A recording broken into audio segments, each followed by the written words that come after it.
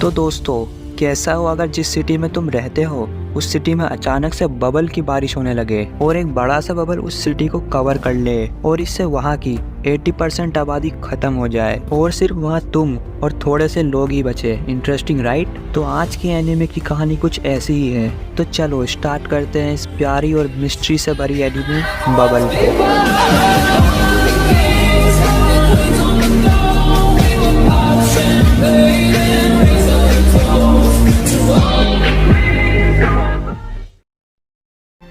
कहानी की शुरुआत में हम पानी में डूबे टोक्यो शहर को देखते हैं। फिर हमें एक लड़के को दिखाया जाता है जो कि काफी तेजी से पार्कोर कर रहा था और उसे काफी सारे लोग चेयर कर रहे थे। तभी एक लड़का एक ब्रिज के ऊपर से नीचे गिर जाता है, जिसे देखकर एक इंसान कहने लगता है कि ये लड़के सच में बेवकूफ है। फिर वो बताता है अगर वो ओशन में गिर जाए तो ठीक भी है, लेकिन अगर वो N9 पिट में गिर जाता है तो उनका निकलना बहुत ही मुश्किल है। तभी एक लड़का कहता है कि उसे इस गेम के बारे में नहीं पता। तो फिर वो दूसरा लड़का बताता है कि इस गेम के अंदर उन्हें बिना पानी में गिरे बिल्डिंग के ऊपर कूदते हुए दूसरे टीम का फ्लैग लेना होता है। वहाँ पर सभी लोग काफी अच्छे से पार्कोर कर रहे होते हैं और सामने वाले के पार्कोर स्किल्स को देख के दूसरे टीम भी हैरान हो जाते हैं और फिर एक छोटा लड़का उन्हें चिढ़ाने लगता है। ये सब कुछ एक लड़की देख रही होती है जिसका नाम मोकोतो था और उसके बगल में चीफ शिन थे जो कि यहाँ के इंचार्ज हैं। उसके बाद वो लड़का सोचता है कि वो आगे जाने के लिए बबल के ऊपर छलांग लगाएगा। तभी दूसरा लड़का जिसका नाम काय था वो कहता है, ओए उसागी बेवकूफ। फिर हमें दिखाया जाता है वो उसागी जो है वो बबल पे कूद जाता है, लेकिन वो नीचे गिरने लगता है। फिर वो किसी तरह किसी चीज को पकड़ लेता है और वो बच जाता है नीचे गिरने से। और फिर वहाँ पर दूसरे लोग शिप की मदद से उसको बचाने के लिए जा रहे होते हैं। तभी दूसरा लड़का कहता है उसागी को ऐसा नहीं करना चाहिए था, क्योंकि उन बबल्स के ऊपर सिर्फ एक ही लड़का कूद सकता है और वो है हिबिकी। जिसके बाद हमें दिखाया जाता है हिबिकी को जो कि पार्कोर करते हुए काय से आगे निकल जाता है और हिबिकी उसागी को भी बचा लेता है। सभी लोग ये देख करके हिबिकी को चेयर करने लगते हैं। उसागी फिर हिबिकी को बोलता है तुमने मुझे बचा लिया, लेकिन तुम मुझे यही छोड़ के जा रहे हो। हिबिकी फिर अपने हेडफोन को उतारता है और फिर उसे चारों तरफ से आवाजें सुनाई देने लगती है और फिर वो अपने आंखों को बंद करके कंसंट्रेट करता है। फिर उसे एक बबल दिखाई देने लगता है और फिर उसको गाना भी सुनाई देने लगता है। फिर हिबिकी काफी तेजी से पार्कोर करते करते उस फ्लैग को उठा लेता है। चीफ फिर अनाउंस करते हैं कि ब्लू ब्लेजेस जीत गई है। उसागी फिर चिल्लाने लगता है हिबिकी के ऊपर कि मुझे पीछे क्यों छोड़ा और फिर हिबिकी कहता है कि तुमने गलती की, तुम्हें आगे से कुछ सोच समझ के करना चाहिए। ये कहकर हिबिकी वहाँ से चला जाता है। फिर हमें ब्लू ब्लेज को दिखाया जाता है जो कि जीतने की पार्टी कर रहे होते हैं और दूसरी तरफ हिबिकी अपने हेडफोन लगाकर बाहर अकेले खड़ा रहता है और फिर वहाँ चुपके से मोकोतो आ जाती है जो कि हिबिकी का हेडफोन ले लेती है। हिबिकी उसे ऐसा करने से मना करता है और फिर वो अपना हेडफोन मांगता है तो मोकोतो उसे हेडफोन दे देती है। दरअसल हिबिकी को कान की एक बीमारी होती है जिसकी वजह से उसे शोर से एलर्जी है, इसलिए वो हमेशा हेडफोन लगाए रहता है। फिर हिबिकी कहने लगता है कि वो जल्दी यहाँ से चले जाएगा उस टावर के राज को पता करने। तभी हिबिकी को एक गाने की आवाज सुनाई देती है, जिसके बाद हिबिकी उस टावर के पास जाने लगता है। मोकोतो फिर चीफ को बताती है कि हिबिकी वापस टावर के पास चला गया। उसके बाद ये कहानी 5 साल पहले फ्लैशबैक में जाती है जहाँ हमें बताया जाता है कि पूरी दुनिया में बबल की बारिश होने लगती है और फिर टोक्यो के सेंटर में काफी बड़ा धमाका होता है और फिर टोक्यो के ऊपर एक बड़ा सा बबल बन जाता है। जिसके बाद टोक्यो के अंदर बबल की बारिश होती गई और कुछ दिनों के बाद वो बबल फटकर पानी बन गए, जिससे पूरा टोक्यो शहर डूब गया। जिसकी रिसर्च के लिए काफी सारे बड़े बड़े साइंटिस्ट आए,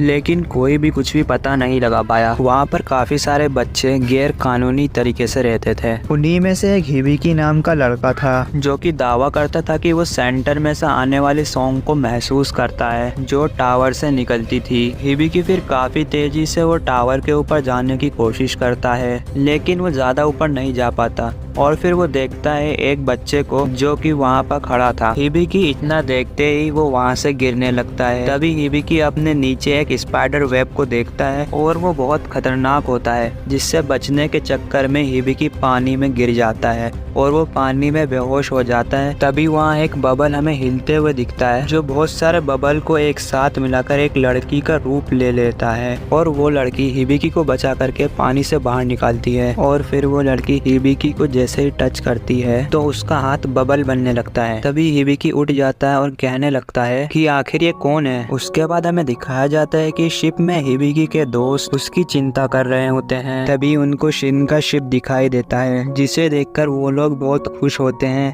क्योंकि उसमें हिबिकी भी था और उस शिप में वो लड़की भी होती है, जिसे देखकर सभी लोग हैरान हो जाते हैं क्योंकि किसी ने भी उसे पहले कभी नहीं देखा था। उनका चीफ शिन हिबिकी को कहता है कि ये लड़की काफी ज्यादा फुर्तीली है, तो तुम इसे पार्कोर के लिए ट्रेन कर सकते हो। उसके बाद हम उस लड़की को देखते हैं, वो इस बात से हैरान होती है कि जब भी वो हिबिकी को छूती है तो उसका शरीर बबल बनने लगता है और अगली सुबह वो लड़की उन्हें बहुत परेशान करती है। फिर हिबिकी उसका नाम ऊटा रखता है और वो लड़की अपना नाम ऊटा सुनकर बहुत खुश होती है। और जब मकोतो अपने लैब में काम कर रही होती है, वहाँ उनका चीफ शिन आता है, जिससे वो बताती है कि वो लड़की पहले से काफी ज्यादा बेहतर हो रही है। उसके अगले दिन बैटल कोर गेम में टीम अंडरटेकर और टीम क्रोफिस के बीच में मुकाबला होता है, जिसमें अंडरटेकर्स के प्लेयर्स टीम क्रोफिस के प्लेयर्स के साथ बहुत चीटिंग करते हैं और वो मुकाबला जीत भी जाते हैं। अब रात में ऊटा मकोटो से एक कहानी सुन रही होती है, जिसमें एक जलपरी को एक प्रिंस से प्यार हो जाता है और कैसे वो जलपरी प्रिंस के लिए अपने को सेक्रीफाइस कर देती है। उसके बाद हम मकोटो, ऊटा और हिबिकी को देखते हैं, जो कि एक साथ बैठे होते हैं। तो ऊटा किताब में एक भंवर को देखती है, तभी हिबिकी वहाँ से चले जाता है और वो एक सुंदर गार्डन में जाके फूलों को पानी देने लगता है। तभी हिबिकी को लगता है कि कोई वहाँ पर है और जब वो पीछे मुड़कर देखता है तो वहाँ ऊटा होती है। वो ऊटा को बताता है कि ये जगह उसका सीक्रेट है और यहाँ पर कोई भी नहीं आता। उसके बाद हिबिकी ऊटा से पूछता है कि क्या तुम भी वेव की आवाज सुन सकती हो। फिर ऊटा कहती है कि हाँ, उसे भी ये वेव की आवाज सुनाई देती है। फिर ऊटा हिबिकी के हेडफोन देखती है तो हिबिकी उसे बताता है कि बचपन में जब वो शहर में रहता था तो उसे वहाँ की आवाजों से काफी ज्यादा दिक्कत होती थी, जिसकी वजह से उसकी मॉम ने उसे बहुत से डॉक्टर को दिखाया था, लेकिन उसका कोई इलाज नहीं मिला। तो उसकी मॉम ने उसे हेडफोन दिया और जब बबल गिर रहे थे तो वो भी टावर पर ही था। तभी वहाँ पर धमाका होता है और जब उसकी आँख खुलती है तो वो देखता है कि उसे बचा लिया गया था और बाकी सब कुछ तबाह हो गया था।